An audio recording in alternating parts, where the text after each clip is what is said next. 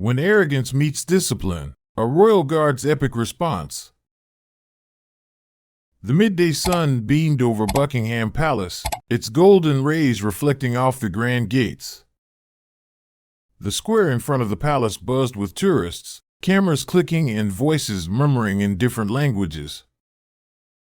Among them was Jake Carter, a 38-year-old American tourist with sunglasses perched on his head and a confident smirk playing on his lips.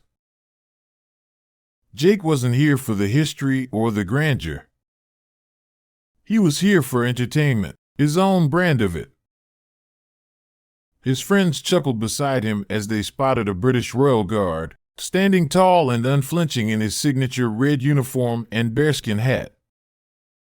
The image fascinated Jake, but not in the way most people admired the time-honored tradition. "These guys are like robots," he said, nudging his friend. "I bet I can get him to blink." His companions laughed as they pulled out their phones, eager to capture whatever was about to unfold. Jake strutted forward, putting on an exaggerated swagger as he approached the guard. He waved his hand dramatically in front of the guard's face, his fingers snapping inches from the soldier's unyielding gaze. Nothing. Not even the slightest twitch. "Man, that's gotta be torture," Jake snickered, shaking his head. "Standing here all day like some wax statue." A few nearby tourists shifted uncomfortably, some lowering their cameras. They had seen people try stunts like this before, but they also knew it never ended well. Jake, oblivious, leaned in closer.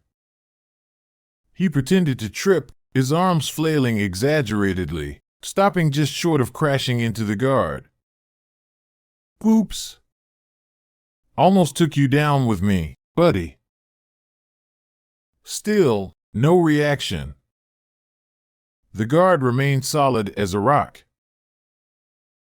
Jake laughed louder, turning back to his friends, who were barely containing their amusement. "Come on, man. Say something. Just one word." Silence. Jake's grin faltered for a moment. The lack of reaction was starting to feel like a challenge. Tourists whispered among themselves, some shaking their heads. One elderly gentleman muttered, "This fool doesn't know what he's messing with." But Jake was too busy entertaining himself to notice. He squared his shoulders, puffed up his chest, and took a step dangerously close to the guard's face. "What if I do this?" With a smirk, he reached up and flicked the edge of the guard's bearskin hat. A collective gasp rippled through the crowd. A few tourists instinctively backed away. Even Jake's friends fell silent. Jake grinned, looking back at his buddies for approval. But what he failed to realize was that everything had just changed. The guard was no longer in ceremonial mode. He was now in tactical assessment. And Jake was about to learn why that was a terrible mistake. With the flick of the hat, Jake had just crossed an invisible boundary. He still didn't know it yet, but the guard did. Jake, feeling emboldened by the murmuring crowd, turned to his friends with a cocky grin. "See? Nothing. They're not even allowed to move." The moment the words left his lips, he took it a step further. He reached out and tapped the guard's shoulder. The instant his fingers made contact, the air around them changed. The crowd went dead silent. Even Jake's friends, who had been egging him on, looked uneasy. They knew what was coming. The guard, until now as immovable as the palace itself, had shifted. Not much, just the slightest tightening of his jaw, a minuscule flex in his grip on his rifle. But it was enough. Jake's smirk faltered. "Guess you really are just a..." He never got to finish his sentence. Because in that exact moment, the Royal Guard moved. It happened in less than a second. With military precision, the guard's right foot shifted back, his grip on his rifle adjusted, and with a single, powerful motion, he stepped forward and delivered a calculated shove. Jake's smug expression disappeared as he stumbled backward, off balance, arms flailing. The laughter from his friends vanished. The tourists gasped as Jake crashed onto the stone pavement, his sunglasses flying off, his phone slipping from his fingers. For the first time in the past 10 minutes, Jake had nothing to say.